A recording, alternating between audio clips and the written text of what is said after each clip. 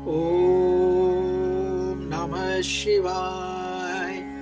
नमस्कार दोस्तों, आध्यात्म के एक और नए अंक में आपका हार्दिक स्वागत है। दोस्तों, कल हमने भगवान शिव के मुखार बिंदु से निकली और सनत कुमार को बताई गई श्रावण मास महात्म्य के चौथे अध्याय की कथा का वर्णन किया।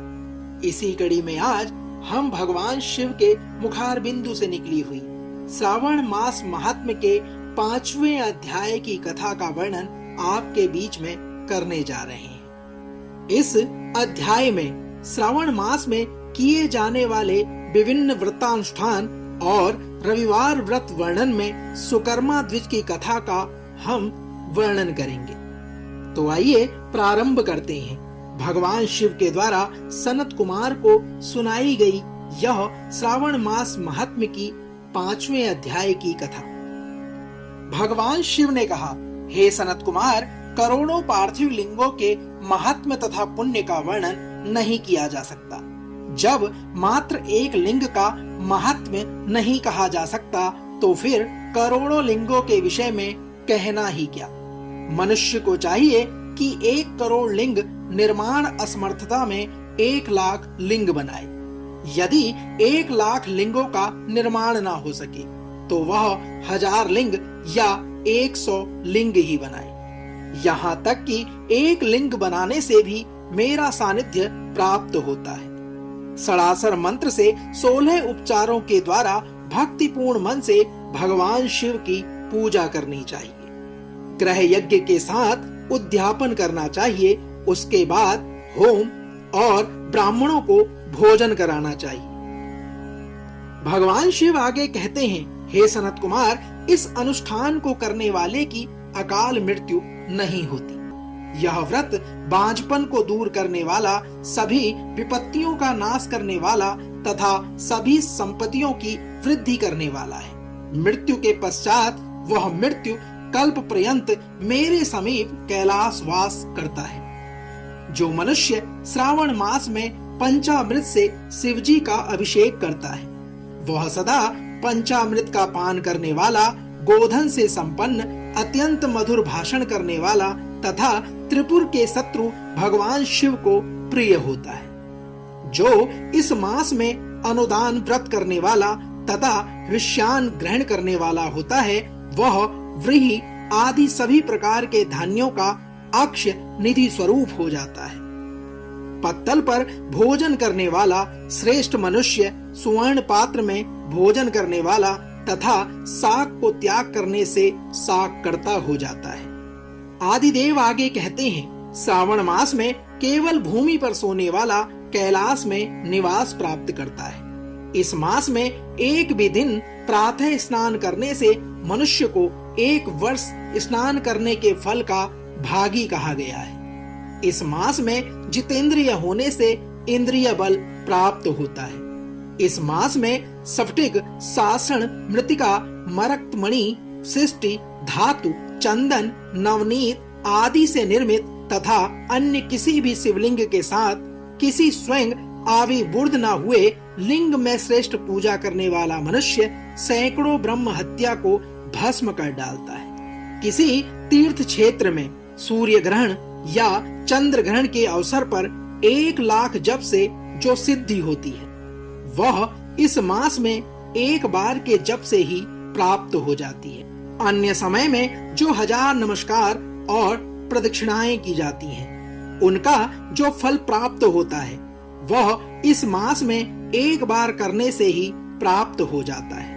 हे मुने, मुझको प्रिय इस श्रावण मास में वेद पारायण करने पर सभी वेद मंत्रों की पूर्ण रूप से सिद्धि हो जाती है। श्रद्धा युक्त होकर इस मास में 1000 बार पुरुष सूक्त का पाठ करना चाहिए अथवा कलयुग में उसका 4 गुना पाठ करना चाहिए। हे मुने, वर्ण संख्या का 100 गुना पाठ करना चाहिए अथवा वह करने में यदि आप असमर्थ हैं तो आलस्यहीन होकर मात्र 100 पाठ करने चाहिए।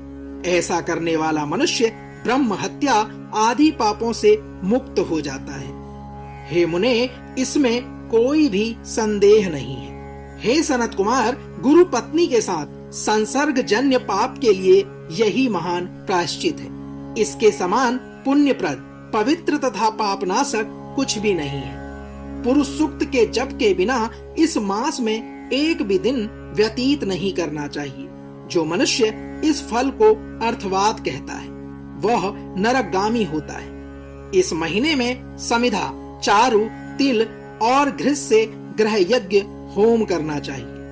शिव के रूपों का भलीभांति ध्यान आदि करके धूप, गंध, पुष्प, नैवेद्य आदि से पूजन करना चाहिए और अपने सामर्थ्य के अनुसार कोटि होम, लक्ष होम अथवा 10 सहस्त्र होम करना चाहिए। व्याहृतियों में ओम भू, ओम भुवम, ओम स्वः के साथ तिलों के द्वारा भी यह ग्रह यज्ञ नामक होम किया जाता है। हे सनत कुमार, इसके बाद अब मैं वारों के व्रतों का वर्णन करता हूँ। दोस्तों, भगवान शिव यहाँ से समस्त वारों के व्रत का वर्णन करने जा रहे हैं। तो आइए प्रारंभ करते हैं। भगवान शिव कहते हैं, हे अनग, उनमें सर्वप्रथम मैं आपको रविवार का व्रत बताऊंगा। इस संबंध में लोग एक प्राचीन इतिहास को कहते हैं। प्रतिष्ठानपुर में सुकर्मा नामक एक द्विज था। वह दरिद्र, कृपण तथा भिक्षावृत्ति में लगा रहता था। एक बार वह धान्य मांगने के लिए घूमते घूमते नगर में गया। उसने किसी एक गृहस्थ के घर में मिलकर रविवार का उत्तम व्रत करती हुई स्त्रियों को देखा। तब उसे देखकर वे स्त्रियां परस्पर कहने लगी कि इस पूजा विधि को शीघ्रता पूर्वक छिपा लो।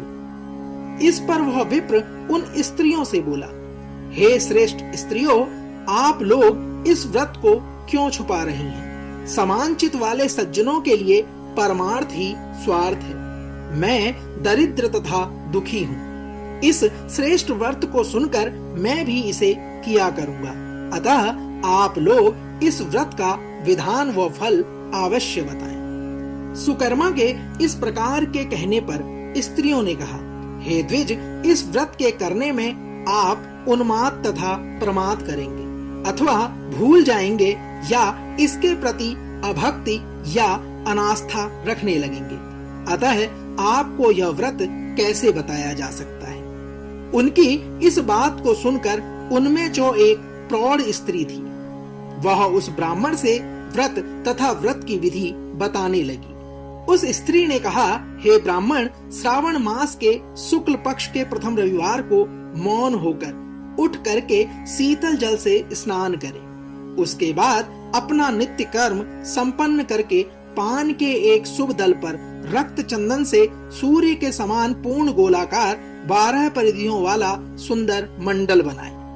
उस मंडल में रक्त चंदन से संज्ञा सहित सूर्य का पूजन करें। उसके बाद घुटनों के बल भूमि पर झुककर 12 मंडल पर अलग अलग रक्त चंदन तथा जपा कुसुम से मिश्रित अर्घ्य श्रद्धा भक्ति पूर्वक सूर्य को विधिवत प्रदान करें और लाल अक्षत, जपा कुसुम तथा अन्य उपचारों से पूजन करें। उसके बाद मिश्री से युक्त नारी केले के बीज का नैवेद्य अर्पित करके आदित्य मंत्रों से सूर्य की स्तुति करें और श्रेष्ठ 12 मंत्रों से 12 नमस्कार तथा प्रदक्षिणाएं करें।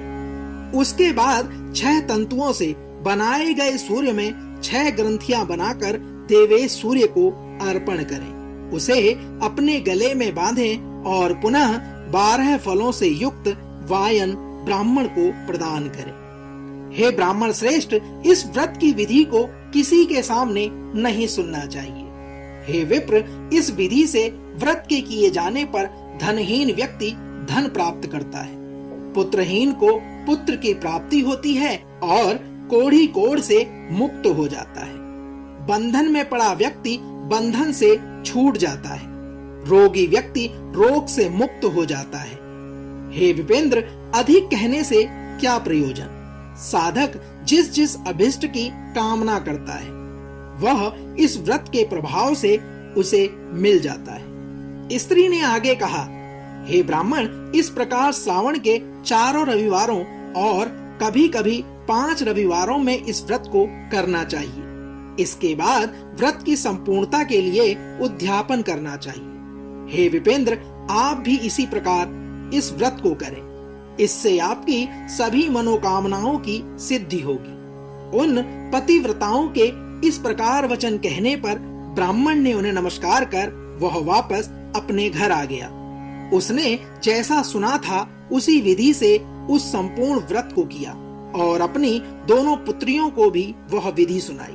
उस व्रत के सुनाने मात्र से शिवजी के दर्शन से तथा उनके पूजन के प्रभाव से वे कन्याएं देवांगनाओं के सृदस हो गई। भगवान शिव ने आगे कहा, हे सनत कुमार, उसी समय उस ब्राह्मण के घर में लक्ष्मी ने प्रवेश किया और वह अनेक उपायों तथा निमित्तों से धनवान हो गया। किसी दिन उस नगर के राजा ने ब्राह्मण के घर से खड़े होकर राजमार्ग से जाते समय खिड़की में खड़ी उन दोनों सुंदर तथा अनुपमेय कन्याओं को देख लिया। तीनों लोकों में कमल, चंद्रमा आदि जो भी सुंदर वस्तुएं हैं, उन्हें वे दोनों कन्याएं अपने शरीर के अवयवों से तिरस्कृत कर रही थी। उन्हें देखकर राजा मोहित हो गए और क्षण भर में वहीं के लिए खड़े हो गए। ब्राह्मण को शीघ्र बुलाकर उन्होंने दोनों कन्याओं को मांग लिया। तब ब्राह्मण ने भी हर्षित होकर दोनों कन्याएं राजा को प्रदान कर दी। हे मुने, उस राजा को पति रूप में प्राप्त करके वे कन्याएं भी प्रसन्न हो गई। वे स्वयं इस व्रत को करने लगी और पुत्र पौत्र आदि से संपन्न हो गई। भगवान शिव आगे कहते हैं, हे मुने, महान ऐश्वर्य देने वाले इस व्रत को मैंने आपसे कह दिया है। हे विधिनंदन, जिस व्रत के श्रवण मात्र से मनुष्य सभी मनोरथों को प्राप्त कर लेता है, उसके अनुष्ठान करने के फल का वर्णन कैसे किया जा सकता है। दोस्तों, इस प्रकार श्री स्कंद पुराण के अंतर्गत ईश्वर सनत कुमार संवाद में श्रावण मास महात्म्य के प्रकरणक नाना व्रत रविवार व्रतादि कथन नामक 5वां अध्याय पूर्ण हुआ। कल भगवान शिव के मुखार बिंदु से निकले हुए और सनत कुमार को बताए गए श्रावण मास महात्म्य के 6ठे अध्याय को लेकर एक बार पुनः आपसे होगी मुलाकात। तब तक जय शिव शंकर, जय भोलेनाथ।